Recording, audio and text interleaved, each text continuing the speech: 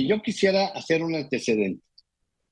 En el 2013, el presupuesto de CONAFOR, que ya era pequeño, era de 12,163 millones de pesos para un año. Hoy, con este nuevo gobierno, son 2,611 millones. Es O decir, sea, 10 mil millones de pesos menos. menos. O sea, necesitamos 200,000 millones de pesos anuales. ¿Por qué? Porque tenemos 36 millones de hectáreas de cubierta forestal que hay que cuidar. Tenemos un software, bueno, no lo tengo yo, ¿verdad? Lo tiene CONAFOR y CONAGUA, un software que la NASA les ha compartido desde hace más de 25 años, donde se ve el punto donde va a registrarse el incendio. O sea, se conoce unos minutos antes y después viene la burocracia, la poca infraestructura y se comunica, ¿verdad? Se comunican hasta llegar al empleado de CONAFOR más cercano, que está, a veces queda a 100 kilómetros del incendio. ¿Por qué? Porque no se coordina con el gobierno del estado, porque no se coordina con el municipio, que son los que están enfrente. O sea, el municipio es la autoridad, Protección Civil Municipal es la que tenía que estar lista ya con recursos federales, ¿verdad?, que no hay, para que pudieran llegar en los primeros 50 minutos. O sea, el secreto del control de los incendios forestales, no en México, en el mundo, es que debes llegar en los primeros 50 minutos al incendio para atacarlo.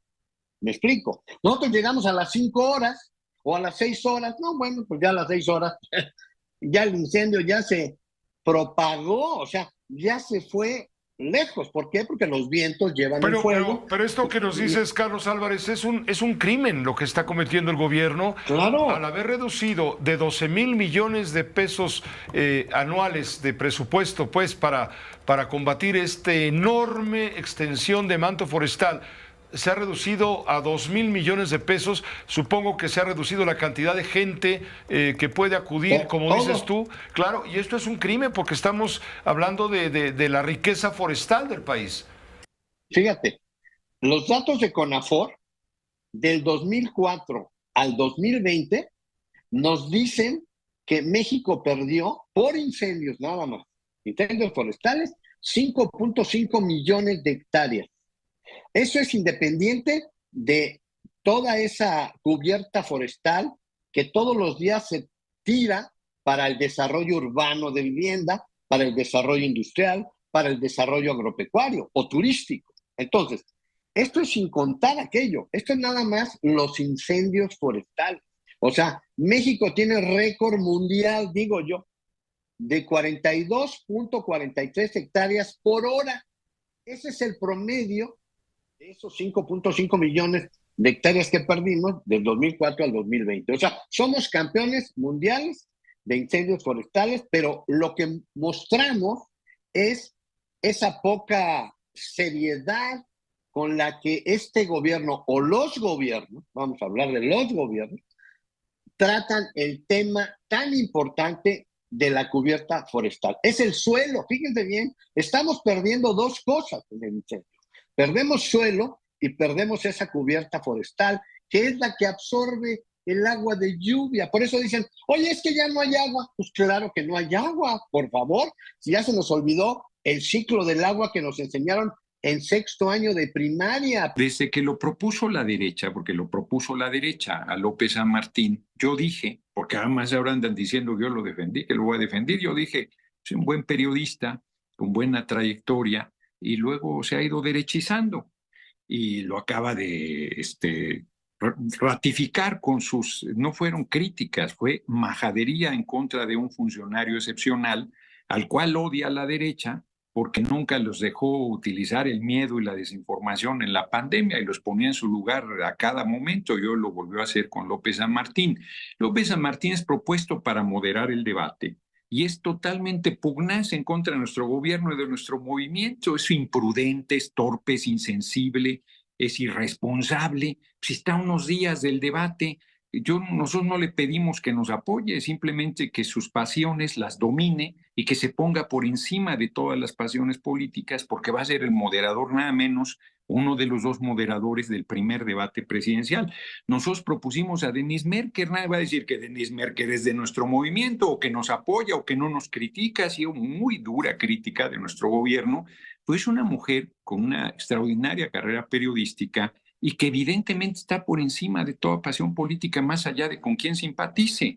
Nosotros hacemos una propuesta seria y ellos propusieron a Loret, te digo que nomás faltaba que propusieran a Broso o a Larraqui, y entonces aceptamos lo de López San Martín, porque además eso lo votan los consejeros, y ahora la consejera Carla Humphrey ya salió a decir que San Martín se queda. Ni siquiera se esperó a ver qué decide el área correspondiente del INE sobre la queja que hemos presentado con el comportamiento de López San Martín, sino ya decidió que no, que eso a ellos no les importa nada, o a ella en especial.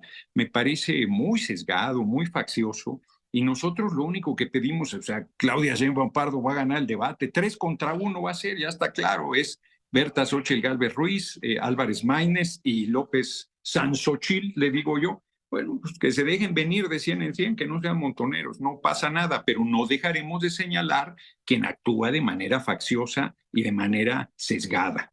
A ver, ¿y qué pasa, Gerardo Fernández Noroña, con la libertad de expresión?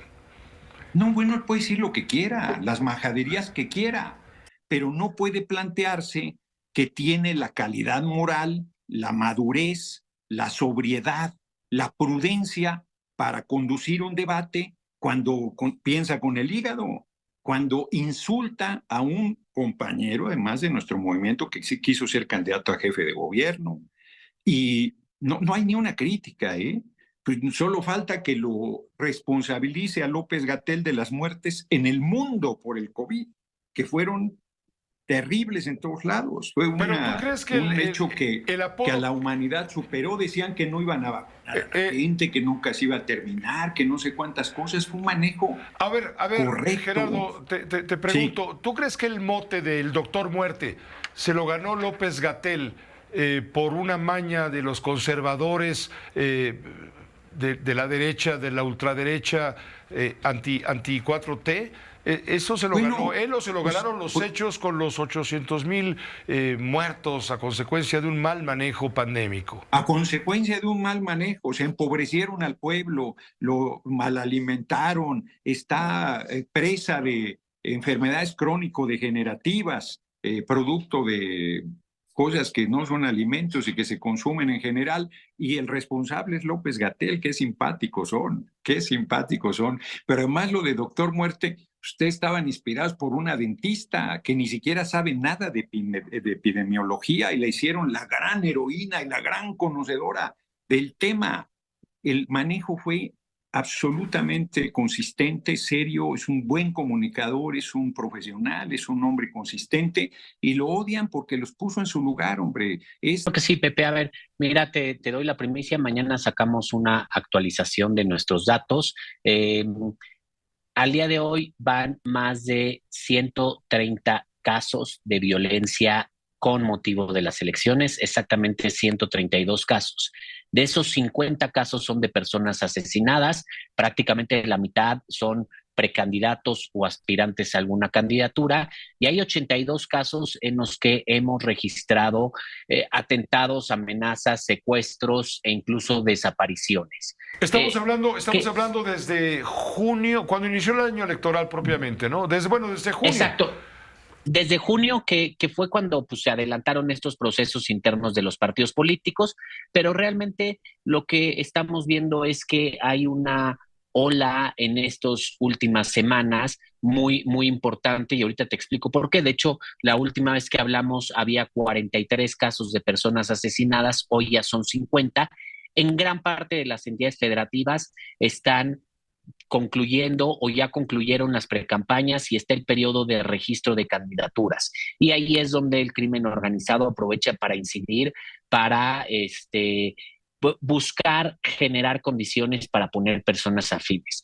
El caso de Michoacán y el caso de Morelos, a ver, creo que hay que explicarlo. Algo de lo que hacemos nosotros es investigar ampliamente cada uno de estos casos. Al menos en el caso de Michoacán tenemos certeza que no eran candidatos todavía, eran personas que estaban dentro de los procesos internos de los partidos políticos. Hablamos directamente al Instituto Electoral para preguntar si tenían información de estos casos. Al Instituto Electoral no le han dado de baja ninguna precandidatura y justamente nos dijeron todavía no hemos hecho el registro de las candidaturas, estamos apenas en ello.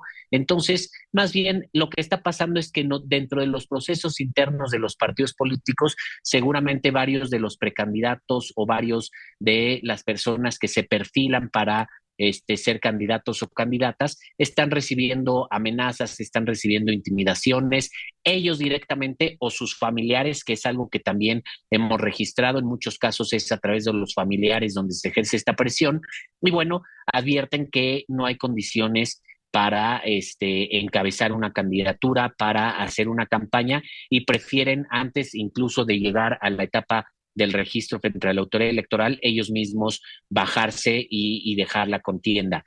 Esto es algo muy delicado porque creo que el siguiente paso es revisar en qué zonas de este país habrá condiciones, o más bien no habrá condiciones para llevar a cabo elecciones por este tema de la violencia.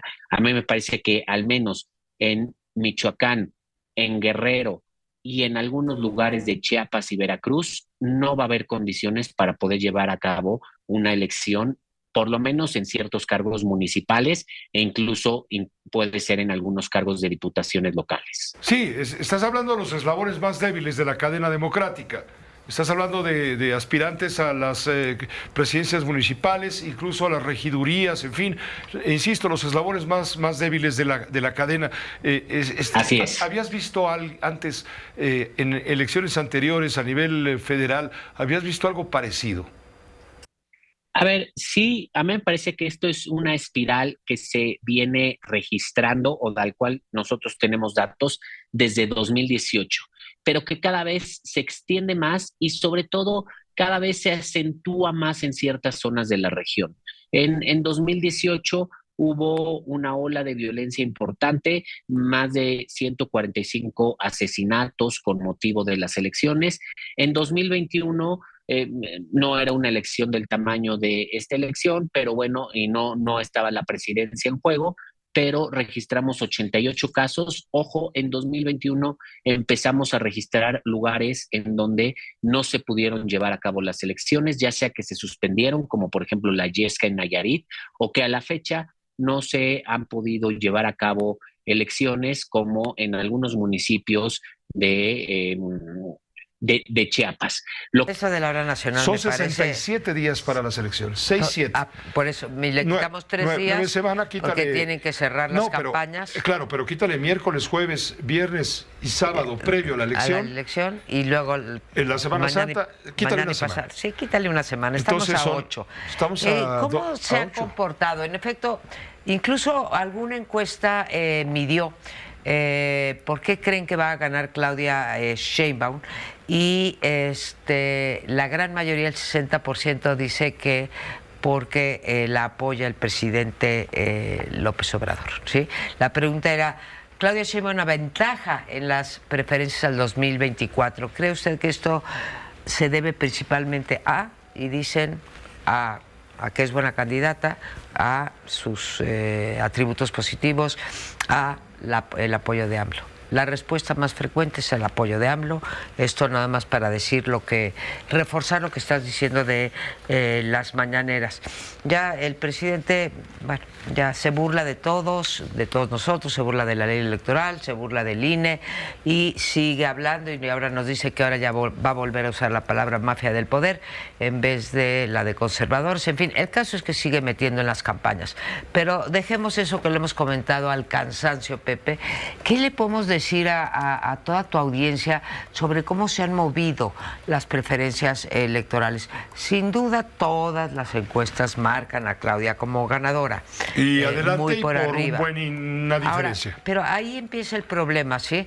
Claro, unas van a decir que unas encuestas son patito y las otras que están compradas por Claudia, en fin, lo que tú quieras, pero nunca había pasado en la historia de las encuestas en elecciones previas desde Salinas para acá que hubiera un diferencial tan grande entre las encuestas. Para que se dé cuenta nuestro público, hay encuestadores que le dan 60% de ventaja a Claudia Sheinbaum y hay encuestadoras que le dan una ventaja de 9% sobre Xóchitl. ¿Qué hacemos nosotros con tanta información de tantas encuestas? Podemos, como hace Oráculos y que tú los tienes aquí de manera regular, pues hacer un promedio, quitar las que no funcionan porque su metodología pues no está clara.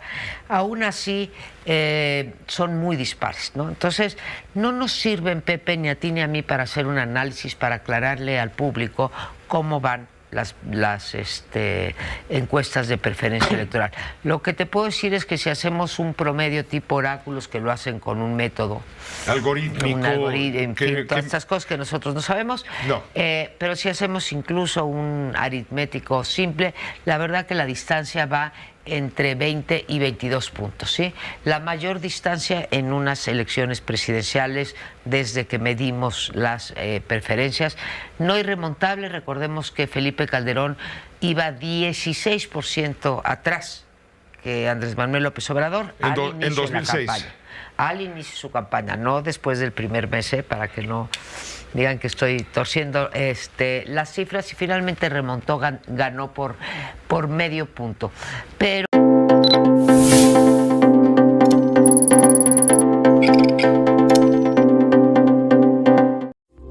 esta fue una producción de Grupo Fórmula. Encuentra más contenido como este en radioformula.mx.